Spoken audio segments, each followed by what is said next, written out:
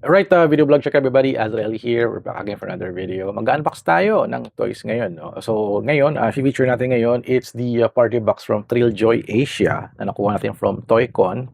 And this is the loot bag, ayan. So, binenta to, no? It's a party ticket na worth 4,000 pesos. Makaka-join ka sa Thrilljoy Asia party no, sa Toycon, sa first day ng Toycon. At ito yung bundle, you get a party ticket, a food voucher, games voucher, and also a toy na mariredeem mo dun sa Pop Life Store. Medyo na late yung dating nito, no? Kasi because of customs, hindi umabot sa Toycon. Kaya kinuha natin tong party box natin sa Pop Life Store sa Opus Mall last Sunday, no? So, heto na siya.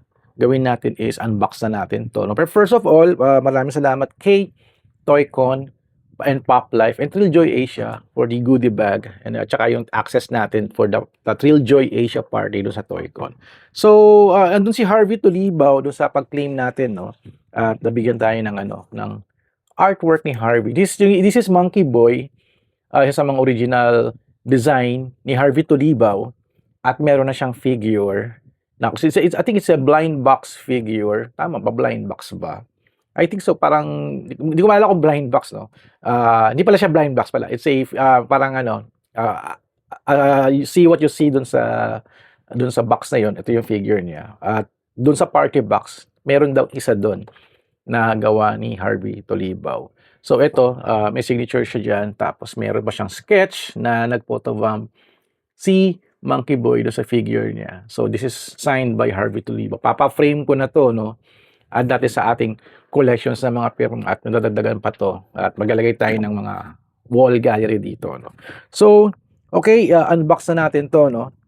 This is the eco bag, ayan.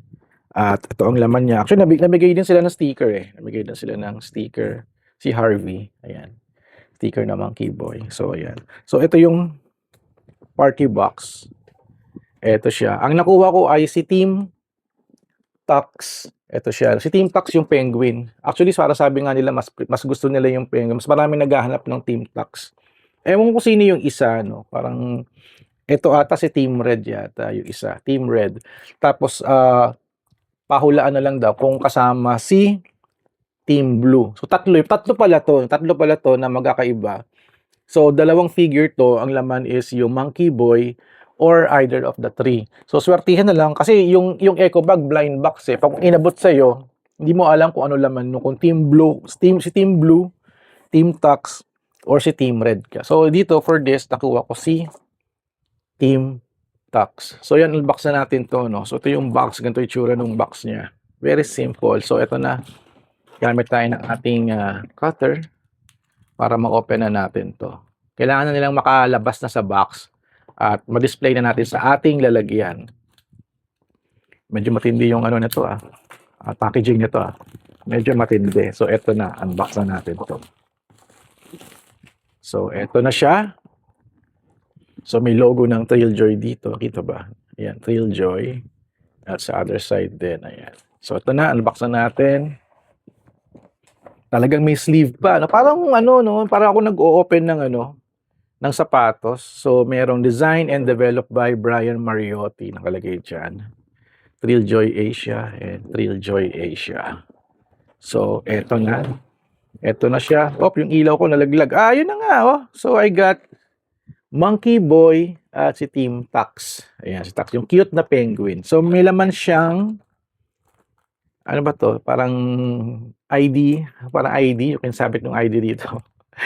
Si Team Tux. Ang cute nito, grabe. Kaya pala maraming may gusto kasi cute siya. So, ang ganda ng lalagyan na may kasama na siyang, may kasama din pala siyang ID lace. May kasama din siyang ID lace. Yan. So, Team Tux, may kasama siyang, hindi pala siya, hindi siya parang protector, no? Parang may kasama siyang, parang mylar doon sa ilalim eh. Para hindi siya magkaroon ng crease yata. So, ito yung si Team Tux. At ito naman si Monkey Boy na yan. Unbox natin. May kasama pa palang pin. Tawag dito, it's a enamel pin. Si Team Tux. Si Tux. And it's limited for 300 pieces. Tama ba? It's 300 pieces This one is 200 pieces. Oh my God. This is very exclusive. Ito naman, 1,000 pieces, limited edition. So, ito na siya, no? So, unahin natin syempre, Team Tax muna unahin natin. Gusto ko itong i-display kasi meron na tayong mga art toys dyan sa living room at naka-display para at least nakikita ko sila palagi. Tutuwa naman sila sa bahay kasi yung mga inalagay ko doon sa living room is puro mga ganito. Very cute, very nakakagaan ng loob, nakakawala ng stress. Ayun nga, may kasama siya parang protector para hindi siya magkaroon ng crease pag display mo. Okay din okay din yung ganitong idea. No? Pero since di ko naman siya kailangan kasi ako palagi, out of the box. So meron siyang logo dito ng Trilljoy, Pop Life at Toycon. So ito yung masakit dito, no, pag i-unbox mo to, no? Kasi wala siyang way how to open it. Pwede ba? Kasi para may zipper dito eh. Para ma-zipper. Para ma-open. I think that's the only way ba? Pwede ba pala siyang tanggalin, pa-slide? Ayokong sirain yung box eh.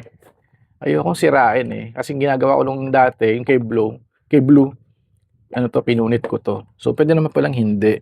So, ito na siya. Ay, grabe, ang cute naman ito. Ang cute naman, no? Itong figure. So, meron siyang Ultra Chase. Ito. Oh my God. So, nakuha ko is Tax the Hero. Red yung kanyang jumper. Pero yung black Chase, pag naka-all black siya, no? Pero hindi siya naka-all black. I got the red. Yung red na, yung hero version niya. So, open na natin to, no? This is limited for 200 pieces. Oh my God. So, kasama tayo sa part na yan. Kasama siyang collectible. Naka-tape siya. Naka-tape. Collectible card. I think this is for the authenticity. Ayan. Number 81 tayo. Number 81 tayo sa 200 na yun. And this is si Tax. Oh my God. Sobrang cute. So, meron pa pala siyang parang wire para hindi siya malaglag. Ito, tanggalin natin yung wire na yan. Ayan. Oh my gosh. Dalawang wire pala siya. Dalawang wire siya. Tanggalin natin tong wire na to. Hindi mahirap tanggalin. No? Very secured yung nila. Oh my God, ito na. Ang cute, grabe. Sobrang cute. Sobrang cute, grabe. I smell the plastic. Ayan. Sobrang cute nitong si Tax. Kasi naka-tuxedo siya, no. Ayan. Parang pilot siya. Headgear tsaka goggles din. Kasi penguin kasi hindi lumilipad. Siguro may kasama tong eroplano, no. So ito na sa team. Tax. Galing. Ganda. So pag ko muna siya dito. At next naman natin is yung kay Harvey Tolibaw na Monkey Boy. Oh my God. I'm very excited to open this and see this in person kasi bago pa lumabas to, pinakita sa akin ni Harvey yung mga design niya ng Monkey Boy at upcoming, abangan niyo, no? Gumagawa na siya ng comic book story for Monkey Boy. So abangan niyo. It's very Filipino. Kasi sinabi ko pala kay Harvey, gawan mo naman ako ng karakter, sama mo ko sa comics mo. Next time, no? Sabihin natin siya na, add mo naman ako sa universe ng Monkey Boy. Mamalay mo, maging action figure din tayo in the future. So, paano ko ba binuksan si kanina? So, dito ako nag-connect ng butas. Kasi this is very plastic, baka ma-damage natin yung box. Wala naman ako plan i-resell to, no? Kasi always out of the box ako sa mga collections ko dito ng mga figures. So, I guess the box will be kept somewhere sa isang balikbayan box. May kasama din siyang parang mylar na So, ito na, Monkey Boy. Imbis na punitin ko, I'll just push this. Ayan. Ito na siya. Grabe, oh. 1,000 pieces limited edition. At meron din siyang may chase din siya. Yung body is, yung damit niya is gold, pero yung regular is green. So, I got the green version. No? So, ito na siya yung Monkey Boy. At Trilljoy Asia siya. So, wala siyang logo ng Toycon. So, ito, Toycon exclusive siya. This is a Toycon exclusive. Ito, parang it's a regular thing. Wala siyang logo ng Toycon. It's Harvey Tolibaw and Trilljoy Asia. I'm not sure kung magbebenta pa sila ng ganito na na hiwalay. I guess so, baka maglalabas din sila. Abangan nyo lang yung mga updates.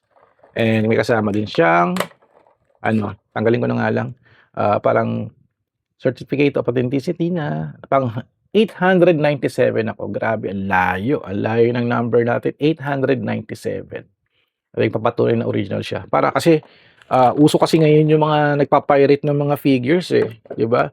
Dahil yung mga Japan-made figures napa-pirate siya. So gumagawa sila ng way para stay original, not too many yung production. Para syempre very collectible siya, wag masyadong madami.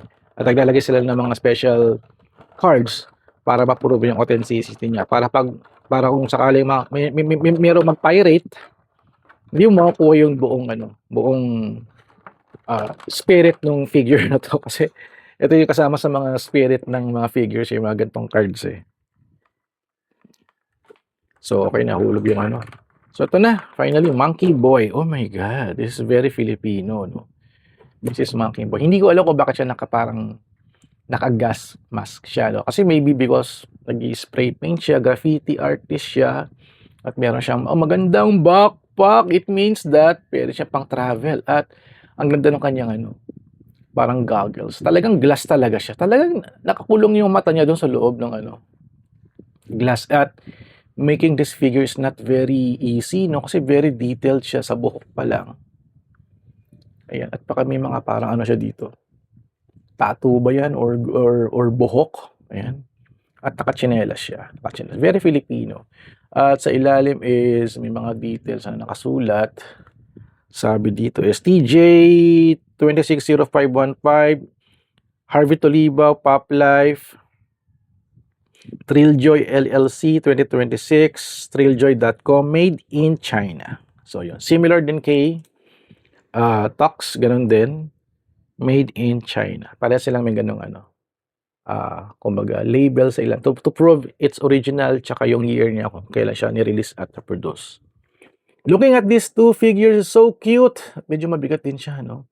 At this is the future of collecting. Dati kasi pag mga comic artists, drawing lang. Ngayon, they're making their own toy. Like for example, si Harvey Tolibao, this is the first nakakilala kong comic book artist na may ganitong figure, no? Napakaganda, napakagaling, grabe. Sana yung mga ibang Filipino artist din natin, no, sumunod na rin din, no? Magkaroon din sila ng mga added figures, no, to add more life to the colorful creativity ng mga Pilipino. Kasi this is very nice, do. So, ang wala na lang ako dito is yung kay Jed Madela, which is kukunin ko soon. Tsaka yung bagong blind box ni Rin Barrera. Habulin natin. That's 600 pesos each. Di pa ako bumili nung nakaraan, nandun ako. Kasi nag-aantay ako ng sale eh. Baka maging 500. Pero since magkakaubusan niya, maybe on my next visit sa Opus Mall, I'm going to get Jed Madela. Medyo ang hirap kasi yung kay Jed Madela eh. 3 kinds of figure. Hindi ko gusto yung dalawang design, but yung isang design na pinaka-main na si V-Boy, maganda talaga. Which is talaga swertihan lang talaga makakuha. So, ayun. This is Tux. Please meet Tux. And si Monkey Boy by Harvey Tolibao. Added to my display sa aming living room. So, kasama ito sina Rin Barrera, sina Jeea na mga figures ko. At ayun. So, ano daw my video here. So, thank you guys for watching. Don't forget to subscribe, like, and comment. And I'll see you guys at the next video vlog adventure. Nabubudol na ako. So, yun, thank you guys. At kita-kits. At di-display ko na to ngayong araw na ito. Alright, kita-kits.